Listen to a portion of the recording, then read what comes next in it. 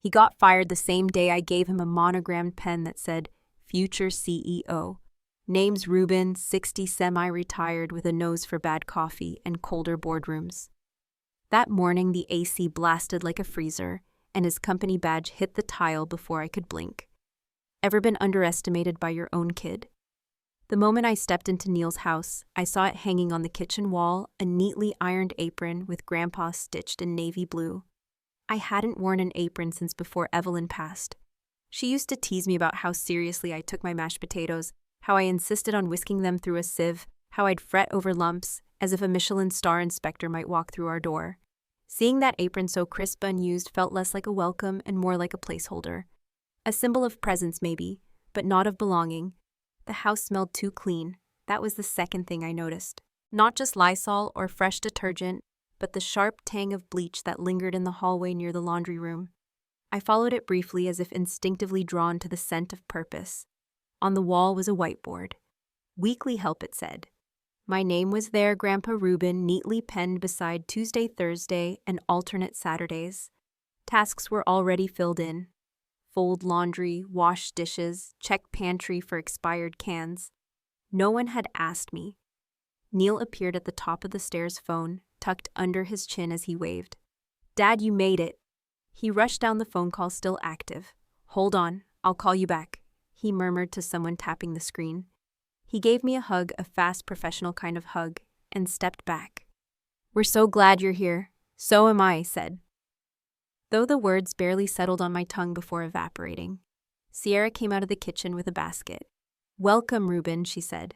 Not Dad, not even Mr. Caskell, just Ruben. The basket was wrapped in a cellophane crinkle. Inside it, lemon dish soap, a pair of blue rubber gloves, a laminated meal prep schedule, and a folded note with their Wi-Fi password. Thought this might help you get settled, she said. Thank you, I replied, but I didn't know what I was thanking her for hospitality or structure. I reached for the basket and the plastic rustled like a curtain drawn across an invisible boundary. Maddie peeped around the corner, then ran to me. Grandpa, she yelled. I bent down and caught her, and for a moment I felt real again. Her arms were tiny and full of warmth. Her curls tickled my cheek. She smelled like bubblegum toothpaste and crayon wax. We had dinner at 6. Chicken breasts, roasted broccoli, brown rice, all prepped and portioned from labeled containers in the fridge. Neil talked about his job, some new contract in Tampa. Sierra reminded Maddie to chew more quietly and not drop rice grains. I didn't say much, but I noticed the silverware didn't match. One fork had a bent tine. That had been Evelyn's pet peeve. Midway through the meal, Sierra stood up. I have an early Zoom call tomorrow, she said. Ruben, would you mind handling cleanup? She smiled like it was a compliment. I nodded. Neil said nothing, his attention already drifting to his phone screen, which glowed faint blue beneath the table. Maddie kissed her mother goodnight. Sierra left the room without a backward glance. I cleared the table, washed the dishes. The gloves pinched at the web of my thumb. Water splashed on the apron now tied around my waist. Someone had laid it on my bed, though no one said when. The dish soap smelled like artificial lemons and old expectations. I wiped the counter until I saw my reflection in the granite grayer thinner, slightly bent. I returned to the small guest room where my suitcase sat still zipped. The room had no pictures on the walls, no books. Just a lamp, a twin bed, and a small desk. On the nightstand, a coaster with a ring of dust told me no one had used it in a while. I opened my leather-bound journal, the one Evelyn gave me after our retirement party. On the inside cover, her handwriting still smiled at me, to my Ruben. For every thought you're too kind to say aloud. I wrote a single word. Help. The house was silent after that. Not the kind of silence that soothes, but the kind that presses. I couldn't sleep. At 4 a.m., I crept into the kitchen for a glass of water. The fridge light flickered as it opened. The room felt breathless, like it exhaled in my presence. That apron still hanging on the wall moved ever so slightly. No windows were open, no vents running. I stared at it unmoving. A chill spread through my chest, not from fear, but from something colder recognition. This was not my home. I didn't touch it. Instead, I poured water, drank slowly, and stood there a moment longer, just listening. The clock ticked louder than it should have. Somewhere upstairs, a floorboard creaked. The next morning, there was a sticky note on the fridge door, yellow curling slightly at the edges. "Could you fold the whites, Dad? Sierra."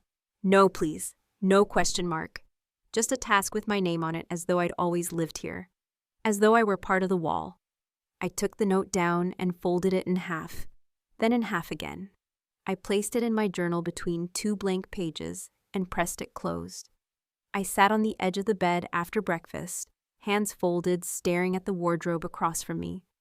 A closet really half filled with seasonal coats and a dusty shoebox marked Camping '09, not mine. Nothing here was mine. I ran a hand over the bedspread's synthetic stitching and imagined Evelyn running her fingers along the seams, checking for missed threads. She would have said something sharp but funny. She always had a way of softening the truth with humor. I missed that. I missed being seen, not for what I could do, but for who I was when I did nothing at all. The morning sun cut a clean line through the blinds, warming a stripe across the carpet. Dust swirled inside it like a slow galaxy. In the kitchen, I could hear the faint pop of the toaster, the clink of ceramic. Life moving forward, orderly, silent, indifferent. I didn't move for a long time. Then eventually I did, but not before slipping that folded note from the journal and reading it once more. "Could you fold the whites, Dad?" I whispered back to no one in particular. "I'll try." By Tuesday morning, the rhythm of the house had absorbed me like muscle memory. I'd already made scrambled eggs for Maddie, packed Sierra's low-carb lunch turkey roll-ups with almond slivers, and warmed up Neil's coffee in the microwave, since he never drank it fresh. No one asked. No one said thanks. It just became. I stood by the sink, scrubbing a pan coated with burnt cheese when I saw the envelope. Nestled at the bottom of the wicker mail basket near the front door, its edges curled slightly like it had been stepped on. My name, Reuben Caskell, was printed in neat block letters. Social Security Administration, postmarked 4 days ago. I plucked it out, brushed off a crumb of something red, maybe Cheeto dust, and held it for a moment. Sierra passed behind me on her way to her Pilates class, Bluetooth earbuds, in murmuring something about core strength. She didn't look at me or the envelope. By 10, the mail basket was back in order. The envelope sat in my jacket pocket. I hadn't opened it. That afternoon, the heat pressed through the windows like a sleeping dog. I wiped my forehead with a dish towel and tried to connect to the Wi-Fi to check my banking app. Nothing. Maddie's iPad was still online, but my phone had no access. "Sierra," I said, gently tapping the kitchen doorway. "Did the Wi-Fi change?" She didn't look up from her laptop. "Yeah, we had to reset the router. Neil set a new password. I'll have him text you." He never did.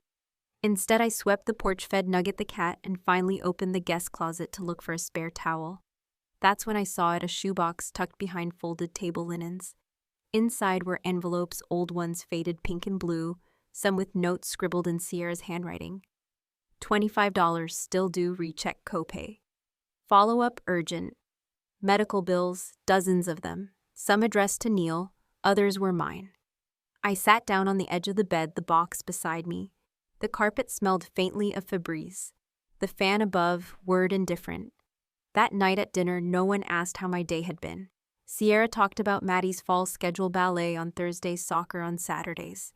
Neil added he might be traveling more for work. Maddie hummed to herself and picked at her corn. When the plates were cleared by me, I found a yellow sticky note on the fridge. In neat curving letters, "Could you fold the whites, Dad? Thick S." I turned away, opened my leather journal and wrote, "Meals prepared 6. Dishes washed 14. Acknowledgements. Tasks assigned." Underneath, I scrawled a question: at what point does help become unpaid labor? The next morning, I stood at the counter pouring cereal when Sierra handed me a key. A simple brass one on a ring shaped like a clover. "In case we're out late," she said, brushing a strand of hair behind her ear. "Could you feed Nugget?" I nodded. Of course. But my eyes drifted toward the dishwasher behind her. It was cracked open, steam still clinging to the silverware tray. Their plates, their coffee mugs, even Maddie's pink plastic bowl, all glinting with half-dried water spots. Waiting. I slipped the key into my pocket. the same one with the unopened envelope. That evening, I walked out to the curb to retrieve the trash bins. Ms. Fenny from 2 doors down waved from her porch, her iced tea glinting amber in the late sun. "Nice to see you." "Around again," she called. I smiled back. Trying to be useful, she raised an eyebrow. Useful's a funny word these days. Back in the house, I placed the folded towels back in the closet. I left the shoebox where it was, but slid a single hospital invoice into the journal Mount Hope Memorial. December 2019 balance due $74.33. Scribbled in red ink, paid. I added a line beneath today's notes, evidence building. Then after a long pause, I added one more voice still missing. I hadn't seen Willis Gentry in 15 years, but the sound of his knock, 3 deliberate raps on the storm door, was the first thing all day that made me smile. He stood with one hand in the pocket of his windbreaker, the other holding a paper bag from Russo's deli. His hair, once a proud mane of Southern preacher silver, had thinned and gone chalk white, but his eyes were the same precise, amused, a touch suspicious. "Well," he said, as if the years had been a long exhale, "look what the Tennessee wind dragged in. We didn't hug, we never had." But he clapped a hand on my shoulder and I let out a breath I hadn't realized I was holding. Inside, he took in the house like a crime scene. His gaze landed on the kitchen wall where the apron still hung now, with a coffee blot over the G in Grandpa. "That yours?" he asked. I nodded, sort of a welcome gift. He said nothing, but the corner of his mouth tugged downward in a way that said plenty. We didn't stay long. I told Sierra we were getting lunch, and she barely looked up from her laptop. Neil waved vaguely from the garage, where he was reorganizing golf clubs he hadn't used since spring. We drove in Willis's aging Honda to Rooster's Brew, a sun-bleached cafe off State Route 11 that smelled of maple syrup and burnt espresso. Tina, the owner, lit up when she saw me. "Mr. Caskell," she called from behind the register. "Well, this is a surprise." She was Reba's student, I explained as Willis and I took a booth near the back. "8th grade math." "She adored your wife," Willis said gently. "We all did." He ordered black coffee and something called a farmhouse biscuit stack. I just asked for toast. Tina brought over 2 steaming mugs and without a word scribbled on the house on the bill and tucked it under the napkin holder. Her kindness made my throat tighten. We sat mostly in silence at first, 2 men used to long pauses, the clink of plates, the hiss of the milk steamer. Finally, Willis leaned in. So he said, "How's the new arrangement?" I stirred my coffee. "Orderly, efficient. That bad, huh?" I gave a half laugh. "I'm making meals, folding laundry, feeding a cat that won't look at me. I know the brand of dog food they don't buy. I've memorized Sierra's favorite dressing. And yesterday I was handed a house key as if I were the evening sitter." He sipped. "That apron didn't look ceremonial. No, it's symbolic." Willis nodded. "You writing any of this down?" I reached into my bag and slid the leather journal across the table. The corners had started to curl. A faint coffee ring had stamped the cover, forming an imperfect bullseye. He opened it, turned a few pages slowly. His eyes moved over the notes, meals made, tasks logged, 1 line circled twice. Invisible is not the same as safe. He closed it and placed a hand flat on top. "This is good," I blinked. "Good," he nodded. "You're observing without flinching. Most people flinch." I hesitated. "Feels petty." "Petty is when you throw a tantrum over parking. This is record-keeping." We sat with that for a minute. A mother scolded her toddler gently near the counter. Somewhere behind the cafe, a truck honked and moved on. "You want out?" he asked. I looked past him toward the window where the trees trembled faintly in the heat. "I want not to feel like a burden in my son's house." Willis folded his napkin into thirds, then slowly tore the corner off. He reached into his coat pocket, took out a pen, and scribbled something. Sliding the napkin across, he said, "This is my number." "When?" I frowned. "When what?" He leaned back. "When you're ready."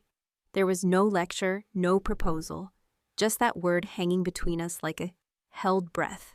Back at the house, no one asked how lunch had gone. The apron was still there, casting a small shadow on the tiled wall. I picked up my journal and, for the first time, added a name to the margins, Allies Willis. Then I underlined it twice. Sierra raised her voice for the first time that night. It cracked like ice in a glass sharp, and sudden silencing the room for a breath too long. I was in the kitchen doorway holding a half-full platter of deviled eggs when it happened. Hours earlier, I had spent the better part of the afternoon fixing the loose cabinet hinge near the sink. It had squealed for weeks, biting back at anyone who dared close it. I tightened the screws, aligned the frame, and wiped it down. Sierra passed by later and said without looking, "Next time, don't rearrange things." The heat of the day hadn't broken by evening. The ceiling fan above the dining table spun in lazy circles, fighting a losing battle against Tennessee humidity.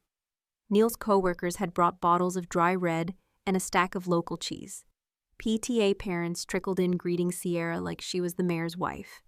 The HOA couple from 2 doors down, Shelley and Tom, brought a rhubarb pie that no one touched. I cooked, I served, I cleared plates like an invisible butler. When Neil raised a toast to his promotion, regional accounts manager full title. Now I stayed at the threshold, letting the applause ripple around me. I saw Sierra glance my way, lips curling just enough to say, "Do something useful." During the second glass of wine, Shelley tapped her knife against her glass and said too loudly, "Sierra, where do I get one of those?" She pointed her fork at me. "An in-house dad nanny, I'd kill for that setup." Laughter followed too much, too long. Sierra smiled tightly. "Dad's retired now," she said, "and he loves being helpful. It keeps him busy." I hadn't spoken all night, but inside me, something shifted. Retired, helpful, like I'd faded into a function. Someone asked what I used to do. Sierra responded for me. "Oh, something with municipal records." He was very organized. Another laugh. "I used to write city ordinances. I drafted legal frameworks that still governed Kingsport's infrastructure. I negotiated language between developers and zoning boards. I once stood behind a podium and was applauded for how I balanced civic integrity with budget compliance. But none of that lived in this room." I nodded politely, refilling a water glass. The laughter swirled around like smoke, thin and irritating. Later that night, after the guests had left and the dishes were stacked, I returned to my room. The hallway still smelled of roasted garlic and wine. My back ached, not from effort, but from pretending I didn't exist. There in the dim light of my room, the apron still hung where it always did, except now I noticed it differently. A thread had come loose from the collar seam, barely noticeable, but enough to pull. I stepped closer. The coffee stain from a week ago had darkened. A fray lined the edge. Something about it, this small unraveling, made my fingers curl. I reached up and tugged gently. The seam tore just slightly, a hushed sound like old paper ripping. I held it for a second, the weight of it surprising me. How had this apron come to define my presence in this house? A stitched word, Grandpa, neatly dyed in navy, now faded at the G. I folded it once, then again. I didn't rush. I dropped it into the laundry basket without a word. The room was still. Only the light from the bathroom across the hall touched the edge of my doorframe. Somewhere behind the walls, a clock ticked slow and patient. Tomorrow I would wake up early and make no breakfast. I printed the email at the Kingsport Public Library, the laser printer humming faintly in the corner cubicle beside the copier. The subject line read, "Re-household responsibilities." Beneath it, Sierra's clipped tone wrapped itself in cheerful formatting bullet points, bold headers. And one word that now pulsed differently, ASAP. Each letter felt heavier on the page than it had on the screen, maybe because ink smells like permanence. I slid the sheet into a plastic sleeve and added it to a thin manila folder, already half full with time-stamped checklists, printed calendars, and a blurry photo I'd taken 2 nights ago of the stained apron folded on top of the laundry. Outside the library, the breeze had cooled. September hadn't fully committed to fall, but the wind held its breath differently now, less sticky, more crisp. I paused under the community corkboard on my way out. A new flyer caught my eye. Free legal aid clinic Mondays, 6-8 p.m.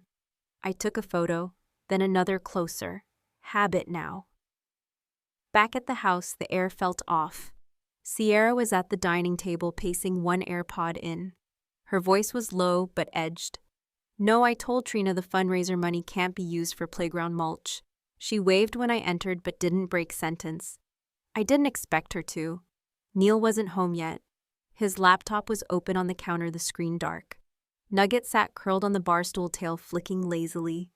The pile of copay receipts I'd found last week still sat in a shoebox under the hallway bench. I'd logged each bill, scanned them into PDFs, filed by date. They didn't know that. In my room, the journal now had structure: meals 0, dishes 18, child pickups 3 unacknowledged, laundry 11 loads, Wi-Fi denied. Every entry included a date, time, and context. I'd started tagging them with asterisk single for daily slights, double for verbal notes. That afternoon, I texted them both. I'd like to sit down this evening and clarify expectations. Just 15 minutes. Neil responded, "Sure, can it be quick?" Sierra didn't answer until dinner, happy to. Lots going on, but we can chat. I made pasta primavera her favorite. It didn't help. They sat across from me, plates half finished. I opened a folder slowly. Sierra tilted her head as if amused. I kept my tone even. "I think it would help if we formalized the arrangement. I'm happy to contribute, but I'd like clarity on responsibilities and also boundaries." Neil shifted. "Dad, you know we appreciate everything," Sierra interrupted, smiling thinly. "Of course. We just thought you preferred staying busy. It's not rigid." I slid one of her emails across the table. She didn't touch it. "I print things now," I said gently. "It helps me remember." She let out a small laugh, more breath than sound. "Well, if it makes you feel better." Neil avoided my eyes. Nugget meowed from the hallway. Later, after they'd gone upstairs, I returned to my room. I listened to the voicemail I'd saved again. Sierra Terse hurried from last week. "You live here rent-free, the least you could do is be useful." I clipped the MP3 and labeled it Audio Slot 01. My suitcase, once buried beneath dress shirts and dusty books, now held organized evidence, a spiral notebook with pressure imprints, legal pads wrapped in rubber bands, receipts, photos, recordings. I slid the manila envelope into the inner sleeve. The zipper crackled. I didn't say a word. The house creaked in the wind. Somewhere downstairs, the fridge hummed to itself. I texted Willis, not yet, but close. The doorbell rang at 10:17 a.m. Sierra opened it, still in her robe, hair pinned in a loose knot, mascara half applied. I stood just behind the courier's shoulder, squared the morning light, angling through the transom window to catch the glint of his badge. "John Matthews, Taps Legal Services." "Mrs. Caskell?" he asked, polite, professional. Sierra blinked twice, then nodded. "Yes." He handed her a sealed document pouch. "By request of Mr. Reuben Caskell, served in person, please acknowledge receipt." I didn't move. I didn't smile. Sierra's fingers trembled only slightly as she accepted the folder. "What is this?" Son tipped his cap, said, "Have a good day," and left as quickly as he'd come. The porch door swung shut with a soft click. A single dry leaf skated across the threshold. Inside, the air held its breath. Neil came downstairs, still buttoning his shirt, voice groggy. "What's going on?" Sierra turned to him, already unsealing the folder. Her eyes scanned the header: cease and desist, unpaid domestic labor and restitution claim. Docket Mer 2273K. "What is this, Reuben?" Her voice cracked, slightly less ice this time, more disbelief. I stepped forward. "It's everything I should have said 6 months ago. Signed, notarized, and filed." Neil looked from me to her, then back. "Dad, you can't be serious." "You said last night things would cool down," I answered evenly. "They won't, not without heat first." I handed Neil a second envelope, his copy. Inside, emails, printed journal entries, indexed photo evidence, one in particular of the apron stained and folded. Each file bore a date, a purpose. Sierra's eyes brimmed. "You're tearing this family apart."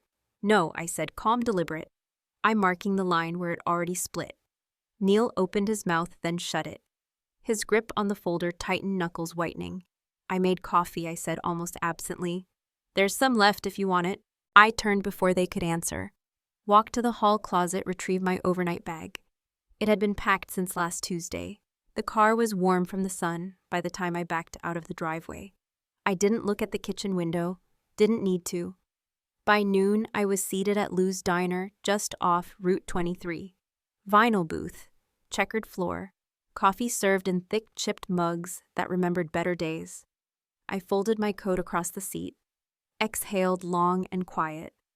The leather of the booth creaked beneath me. Willis slid into the opposite side fresh from a morning walk, windbreaker half-zipped folder under arm. He placed it on the table and tapped the label with one blunt finger. Guardianship options, Maddie K. I looked at it for a moment before reaching.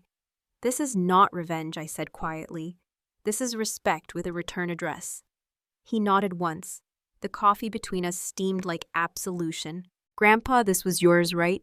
Maddie stood under the maple tree, sunlight flickering through its thinning leaves, holding something soft and pale blue in both hands, the apron. Its collar seam was frayed now, with a thin line of dried glue running along one edge like a scar. My name, Grandpa, still stitched in navy, a little puckered where the fabric had pulled. I knelt beside her on the grass. Where did you find that bug? In the stair basket, she said, squinting. I thought it got thrown away, but I fixed it, kinda. She unzipped her backpack to reveal a purple glue stick, its cap missing the edges sticky, like my folder. A laugh escaped before I could stop it. A small one but real, she grinned. It worked, didn't it? It did, I said. Better than I could have. We sat at a sun-warmed picnic table, the last of September's breeze threading through her curls, as she unwrapped our lunch PB&J, cut in triangles, her half missing a corner already. Mom said I could come every weekend, Maddie said between bites. Only if I pack my own socks. I think that's fair, I said. She looked at me, a peanut butter dot on her chin. Are you still mad at Mommy? I paused, sipping from the thermos of apple juice we'd brought. No, sweetheart, I'm not mad. Grown-ups just forget how to talk sometimes. She yells less now, Maddie said thoughtfully, but Dad says it's tense. What's tense? It's like when your shoelace is tied too tight. Maddie tilted her head, then nodded. Okay, she dug in her bag again, pulling out folded printer paper. Drawings. One of a stick figure in a blue apron, another of two people holding sandwiches under a tree. She'd labeled it Me and Grandpa. I swallowed hard. You drew these, Miss Liz said. To draw someone we feel safe with, she said, as if that explained everything. You weren't there, but I pretended you were. I reached across the table and touched the edge of her picture. My fingers left a faint smudge of jelly. She didn't seem to mind. We walked after lunch, a slow loop around the park's perimeter. She picked leaves and pressed them between notebook pages. I listened to her chatter about frogs and art class and the PTA bake sale. She swung our joined hands as if it were the most natural rhythm in the world. As we passed a low brick building, she stopped. What's that? A wooden sign hung crooked above the door, Kingsport Repair and Restore Center. Volunteers welcome. Inside the window, I saw bins of tools, coils of wire, a wall of hooks holding everything from pliers to sanders. An older man was fixing a small stool while a teenager watched. That, I said, is where people go to fix things. She turned the apron over in her hands. Can they fix this better? Maybe, I said, but I think you already did the most important part. We sat on a bench near the community garden. Maddie leaned against my arm, yawning. I like it when it's just us, she said. Me too, Bug. Don't go too far, okay? I looked at her, then at the path winding ahead toward the workshop. Not unless you do, she smiled, eyes already fluttering. I brushed her hair back gently. The glue on the apron had stiffened into a ridged seam. It would never be perfect again, but it didn't need to be. Later, as the sun slanted low and Willis's car pulled to the curb, I glanced back at the repair center. Above the door, the restore part of the sign caught the light. 3 months later, I still wore the apron, but only on Tuesdays and only around wood glue. The corner room of the Kingsport Community Center smelled of pine shavings, lemon oil, and something faintly burnt from the soldering bench. My tools were stacked neatly in repurposed cake tins.